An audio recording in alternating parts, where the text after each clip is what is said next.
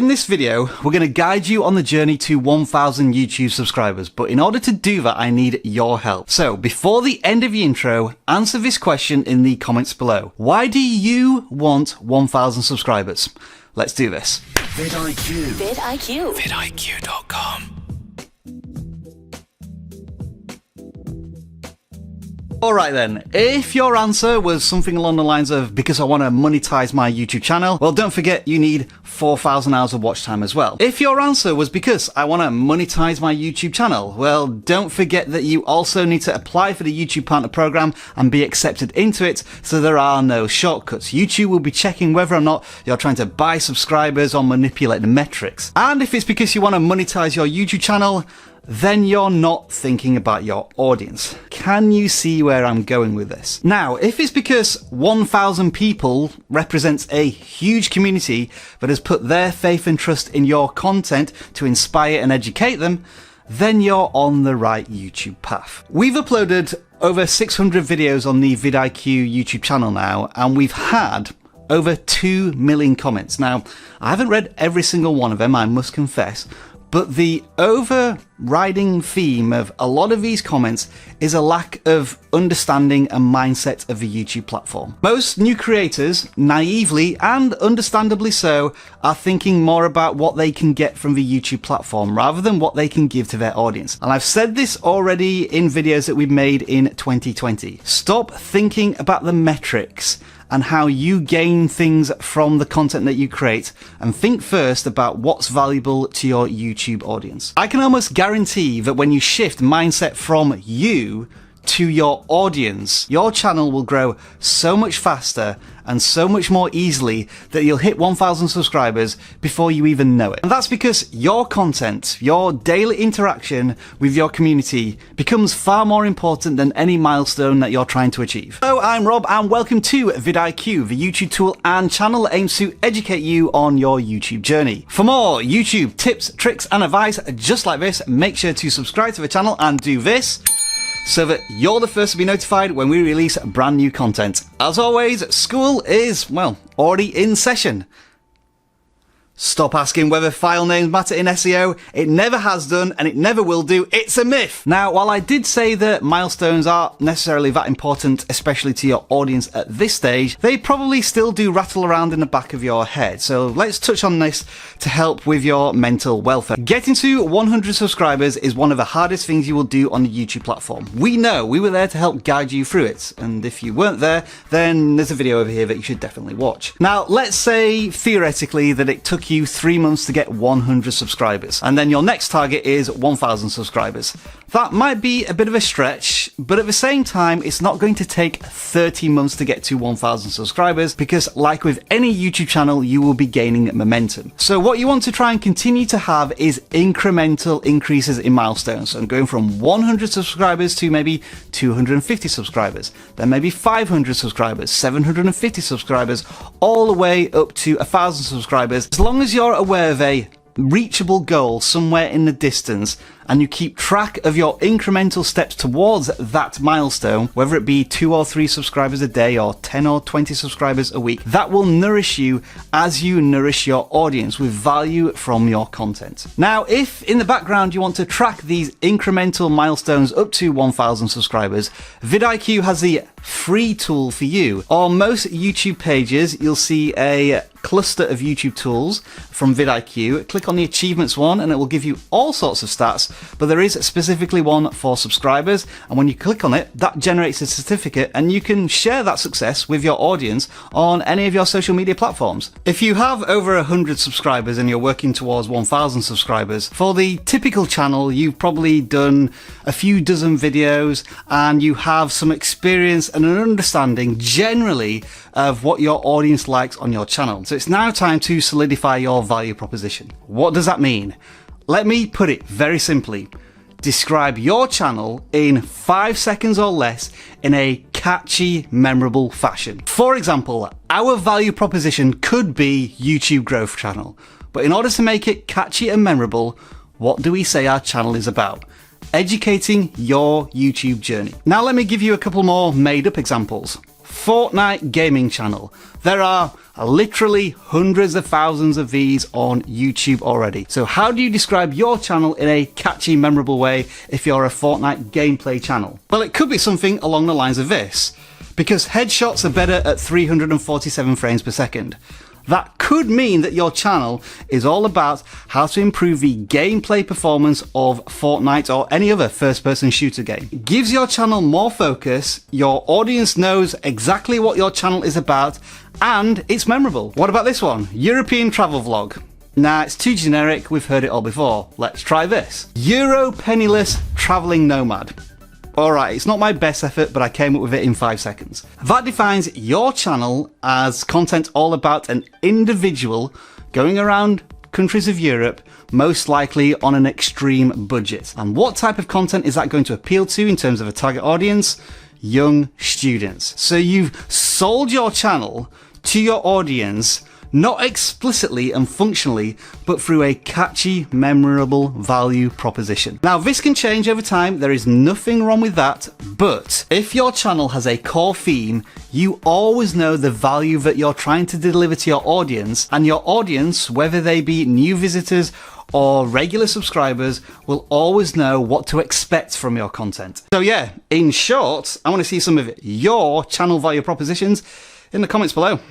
When it comes to starting and building a YouTube channel, I always say that nothing beats experience. So hopefully by now, you should have some videos out on a platform and you've got some views and some subscribers. So what you've gained from that is social proof. You will have certain videos that are performed better than others.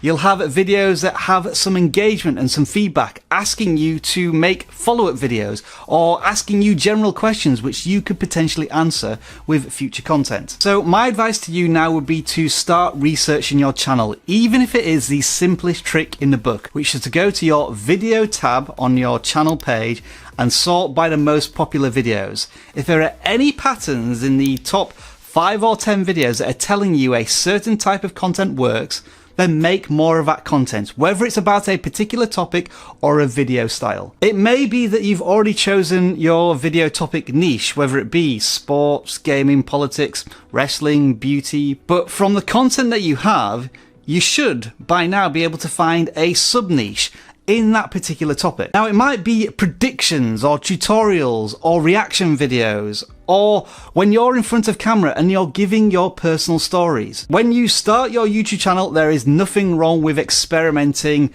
80% of the time. But as your channel grows, you'll get to a stage where you are serving your audience the content they want to see 80% of the time, while you can experiment with the other 20% of content. Know more about your own channel and discover what works for your audience, and it's pretty simple, do more of it. And if you drill down into that concept a little further, if you want more subscribers, then look at the videos on your channel that bring in the most subscribers and make more content based on those videos. You can use the vidIQ channel audit tool to do this, as we have a column which shows you which videos on your channel bring in the most subscribers. And funnily enough, it's our video tutorials that are all about how to get more subscribers, hence why we're doing this follow-up video on how to get 1,000 subscribers in 2020. You know what we're also likely to do in the future? Based on the data we're getting from our channel audit tool, which is also telling us that we're making successful gaming content, we're going to make a video on how to get 1,000 subscribers as a gaming channel. It just makes sense. Now, this next thing may have been way down your priority list as you've built out your YouTube channel, but maybe you want to start thinking about creating a channel trailer. We've already talked about your value proposition. A channel trailer should essentially encapsulate that value proposition in a video of no more than 30 to 45 seconds. By all means, look at how successful creators have already used channel trailers to introduce themselves to an audience. What you're generally going to discover with channel trailers is that you have 1,000 fantastic ideas,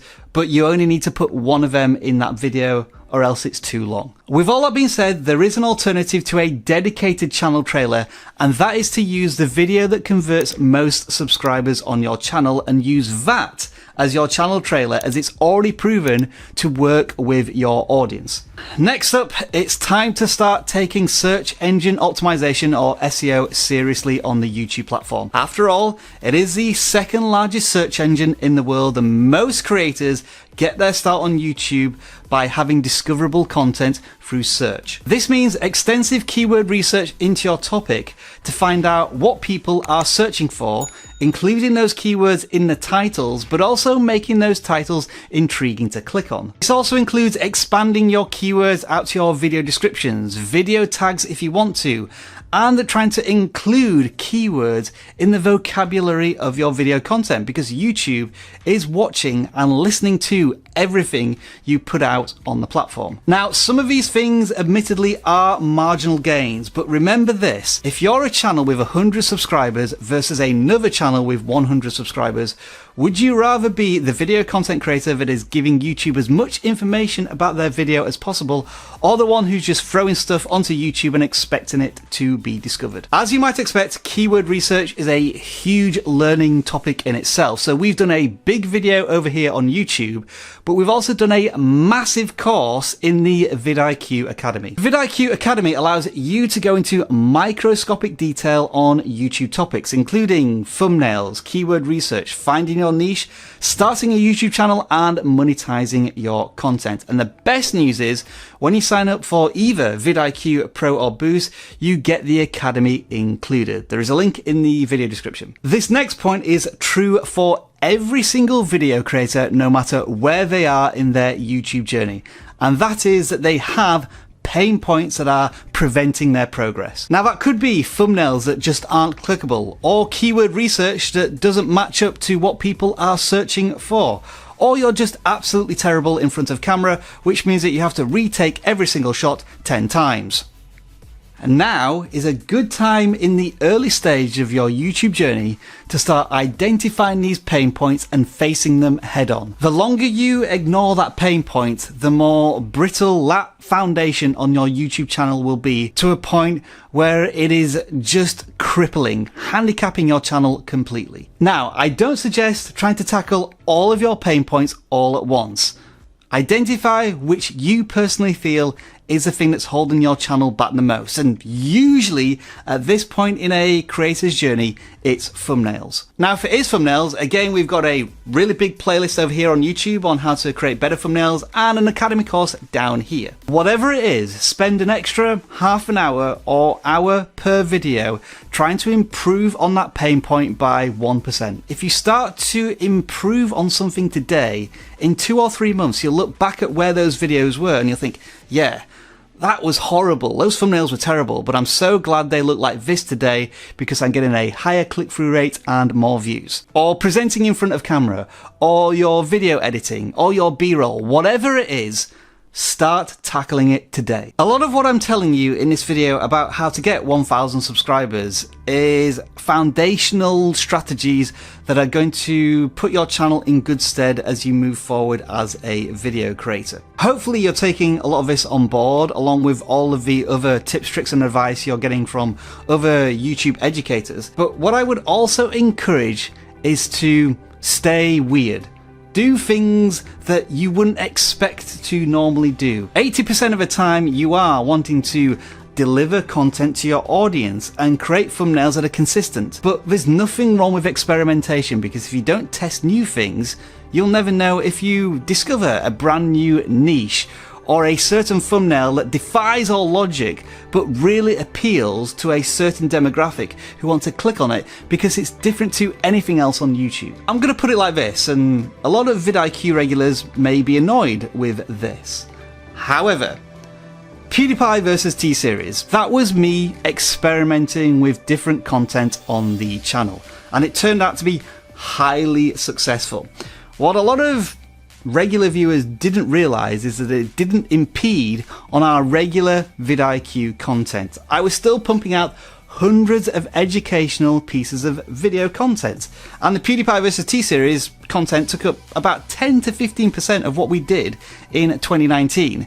But at the same time, those videos brought in millions of views and tens of thousands of subscribers, many who have stuck around to now watch this type of content to grow their channels. Had I stayed strictly within the educational content that we provide here at vidIQ, we may not have reached 450,000 subscribers and 30 million views in the last year. Now that the PewDiePie vs T-Series story has come to an end, what have we come back to? Our core value proposition, educating you on your YouTube journey. It's just that 20% of the time I like to entertain you on your YouTube journey. Now, because of something called audience retention, not everybody who started this video is still watching right now.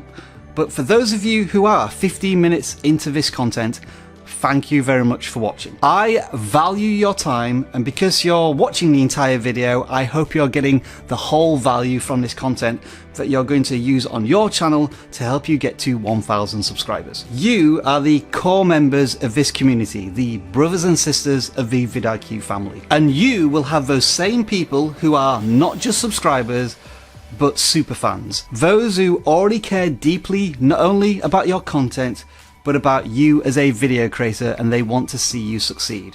Which is why you should engage with your community as much as you can in your videos. That's why at the beginning of this video I wanted to engage you all by asking a question which you have answered. And for the first couple of hours of this video's life, we will be responding to as many of those comments as we can. It's why I put a voting poll in a recent video asking you whether or not I should keep this beard. And the results have been a resounding yes. So that's exactly what I'm going to do, because I care about how you feel. And it's why, for the rest of this video, I'm going to shout out all of these people who just commented on the vidIQ channel. We always appreciate the engagement, and that's what you should do with your community.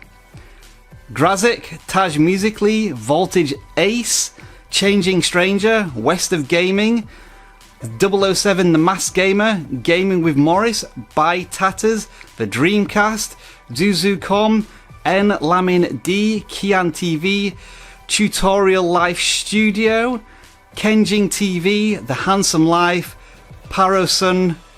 Thank you, and thank all of you for watching. Enjoy the rest of your video making day.